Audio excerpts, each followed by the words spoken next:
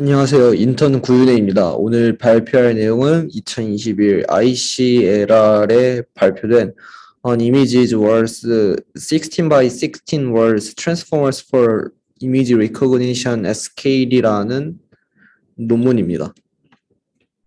논문의 서두는 다음과 같이 시작합니다. Self-partition based architecture transformer가 NLP 분야에서 RNN 구조를 타협하였으며 이는 이제 모델이 엄청난 수의 파라미터를 학습할 수 있는 계기가 되었다고 합니다. 그러나 논문에서는 이러한 트랜스포머가 컨볼루션을 사용하는 아키텍처가 지배적인 비전 분야에서는 아직도 사용되지 않았음을 지적하고 있습니다. 그러나 컴퓨터 비전 분야에서도 NLP의 트랜스포머 사용에 영감을 받아 CNN 기반의 구조에 셀프-어텐션을 섞은 모델들도 나왔다고 합니다. 그러나 이러한 셀프-어텐션 베이스드 CNN 아키텍처들은 특수한 어텐션 패턴으로 인해서 하드웨어의 가속 기능을 받을 수 없다고 하며 아직까지는 기존의 ResNet-like 아키텍처가 라지 스케일 이미지 리코그니션 분야에서는 소타였다고 합니다. 그래서 해당 논문은 이러한 상황에 영감을 받아서 트랜스포머를 컴퓨터 비전 분야에다가 적용하려는 노력을 했다고 합니다. 이제 논문에서 제시하는 구조는 다음과 같습니다. 해당 그림은 트랜스포머의 인코더와 그 앞부분만을 보여주는 그림인데 논문에서 설명하길 그림에서 보이지 않는 나머지는 트랜스포머와 매우 유사한 구조로 그러니까 적은 모디피케이션을 가했기 때문에 그림에서 스킵했다고 합니다. 그럼 논문이 제시하는 그림을 먼저 설명드리도록 하겠습니다. 우선 논문의 그림에서 제일 먼저 설명하는 빨간 박스로 쳐진 인풋 패치에 대해서 설명드리도록 하겠습니다. 우선 해당 그림의 왼쪽 육면체가 논문에서 제시하는 raw input 이미지입니다. H by W by C 차원을 가지고 있다고 논문에서는 가정하고 있습니다.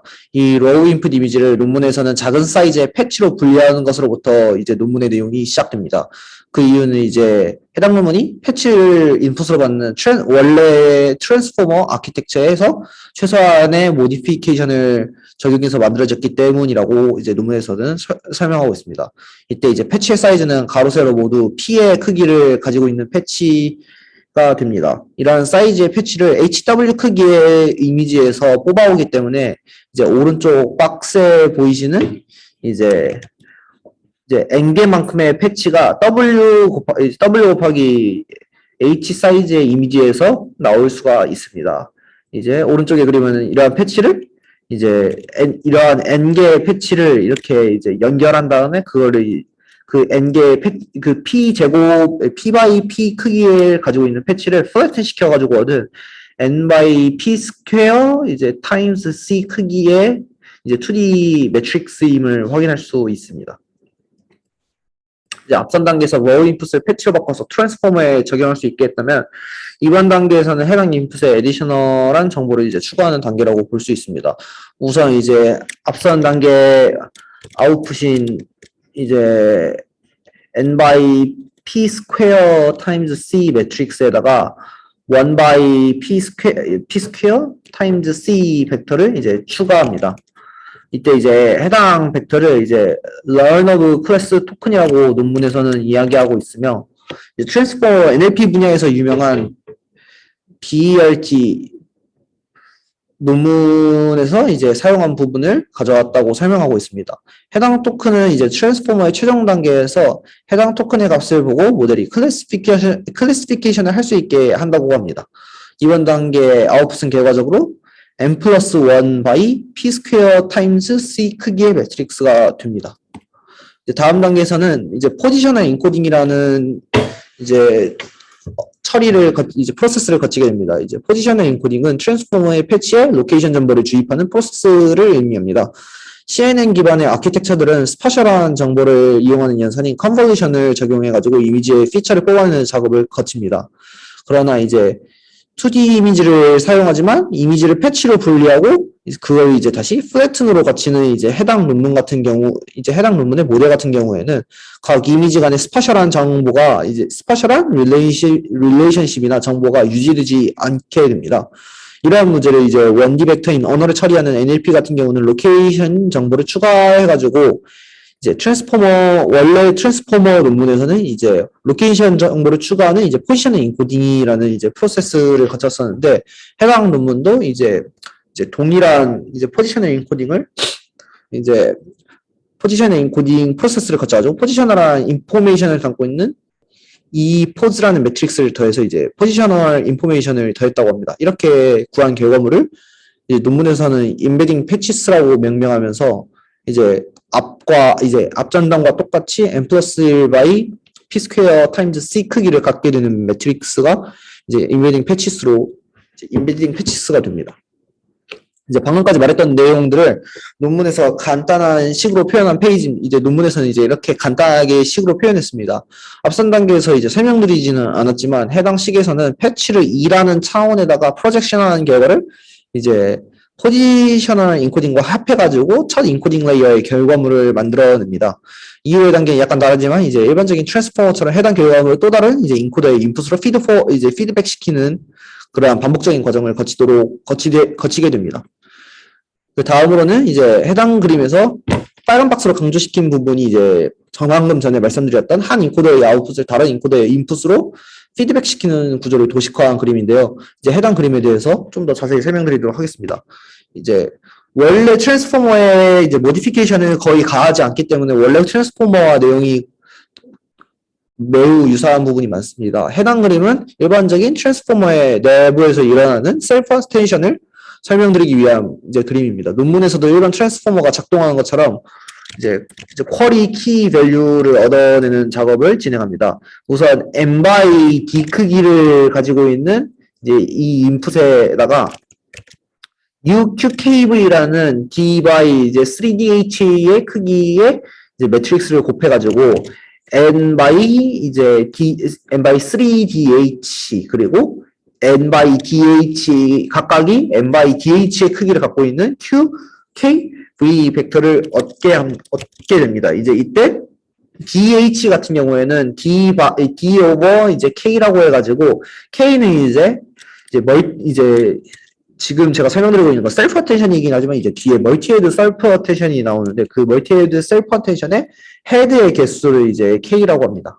dh 같은 경우는 이제 d 차원을 이제 레이턴트 벡터를 이제 k로 이제 나눈 이제 수를 의미합니다. 이외에는 이제 또 이제 트랜스포머에서 보여줬던 그 셀프 어텐션과 같이 이제 qk 벡터를 이제 곱한 다음에 그거를 dh의 루트 값으로 나눈 다음에 v 벡터를 곱해가지고 그 v 벡터를 곱한 게 최종적으로 셀프 어텐션 값이 되게 됩니다. 이제 논문에서 언급하는 MSA 이제 아래에서 보이는 MSA 이 멀티 셀프 어텐션 같은 경우에는 이런 셀프 어텐션을 K개의 헤드에서 뽑아 각각 구해가지고 그거를 행렬로 만든 다음에 UMSA라는 행렬을 곱함으로 이제 최종적으로 얻을 수 있게 됩니다. 이 멀티헤드 셀프 어텐션의 인풋에 레이어 이제 노멀라이제이션을 거치고 그거에 이제 멀티헤드 셀프 어텐션을 거친 다음에 이제 레지듀얼을 더해서 그걸 또 다시 이제 멀티레이어 퍼센트로에 또 다시 집어넣고 그게 이제 반복되는 구조가 이제 해당 비전 트랜스포머의 인코더에서 이제 반복되는 일입니다. 이외의 디코더 부분은 이제 원래 트랜스포머와 동일한 구조로 되어 있기 때문에 더 이상의 그림은 없습니다. 이제 해당 그림은 앞선 슬라이드에서 설명드렸던 이제 보이시는 레이어 노멀라이제이션에 대해서 이제 간단하게 설명드리려고 추가한 그림입니다. 이제 왼쪽에 배치 노멀라이제이션이 하나의 채널에 대해서 n개의 배치에 대해서 데이터를 노멀라이제이션 시킨 거라고 가정하면은 이제 레이어 노멀라이제이션은 그것과 크게 다르지 않지만 이제 하나의 샘플에 이제 하나의 이제 이미지에 대해서 이제 채널을 이제 노멀라이제이션 했다고 생각하면 됩니다. 이제 다음은 이제 논문의 그림에는 포함되지 않았지만 글로서 표현된 내용 중 하나를 설명드리려고 이제 갖고 왔습니다. 논문에서 소개하는 하이브리드 아키텍처는 앞서 설명드렸던 인코더 부분 중 인풋에 관한 내용입니다. 앞서 설명드린 구조에서 패치는 이제 원본 이미지를 이제 그대로 패치로 분리해가지고 트랜스포머에 이제 플래튼 시켜가지고 인풋으로 사용했다고 했었으나 이제 논문의 해당 절에서는 이제 사실은 그렇지 않고 CNN을 이제 이미지에다가 적용해가지고 결과값으로 나온 이제 피처 맵을 이제 플래튼 시켜가지고 트랜스포머의 인풋 시퀀스로 집어넣는다고 합니다. 이러한 논문을 이러한 이제 에디셔널한 정보 이제 에디셔널한 스트럭처를 논문에서는 이제 하이브리드 아키텍처라고 명명하고 있습니다. 다음은 이제 이밸류에이션에 관한 내용입니다. 우선 해당 그림 같은 경우는 논문에서 비전 트랜스포머가 레이턴트 벡터와 포지셔널 인코딩을 의미 있게 학습했는지에 대해서 설명하고 있는 그림입니다. 해당 그림이 왼쪽에서 레이턴트 벡터, 중간 부분이 포지셔널 인코딩에 관한 내용입니다. 왼쪽 그림을 보면 각 행마다 일정한 패턴들의 그림이 보이는 것을 확인할 수 있는데, 논문에서는 이것을 레이턴트 벡터가 잘 학습이 되었다라고 이제 논문에서는 이야기하고 있습니다. 일단 이제 중간에 포지셔널 인코딩을 보면 각 행에 존재하는 패치마다 진하게 표현된 점이 일정한 간격으로 이제 위치를 표현하는 모습을 이제 논문에서는 이야기하고 있으며, 그래가지고 이제 포지셔널 인코딩이 이제 잘 학습되었다라고 논문에서는 소개하고 있습니다. 다음으로는 이제 논문의 이제 이밸리에이션 중 이제 모델의 베리에이션에 대해서 설명드리도록 하겠습니다.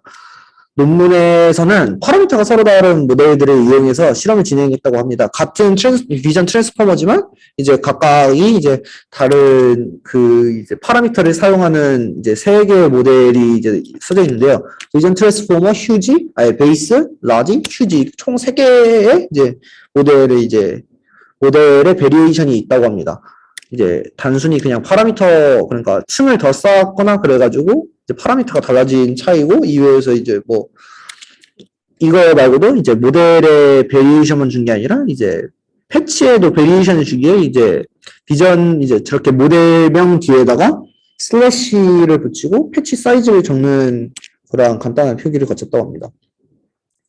해당 테이블은 여러 이제 데이터셋에 대해서 비전 트랜스포머의 성능을 비교한 테이블입니다. 이제 보시다시피 이제 가장 왼쪽에 있는 비전 트랜스포머 휴지 모델, 패치 사이즈가 14인 모델이 가장 성능이 좋음을 확인할 수 있습니다. 이제 그 오른쪽에 있는 경우 같은 경우에는 휴지가 아닌 라지, 조금 더 파라미터가 적은 경우이고, 그 다음은 이제 데이터셋이 다르고, 이제 그렇게 되어 있는데, 논문에서 이야기하길 이제 파라미터가 늘어나면 늘어날수록 성능이 약간 좋아짐을 이제 해당 테이블에서 볼 수 있다고 합니다. 네, 감사합니다. 질문이 있으시다면 슬랙이나 마이크로소프트 팀즈에 댓글 달아주시면 아는 한 답변 드리도록 하겠습니다. 감사합니다.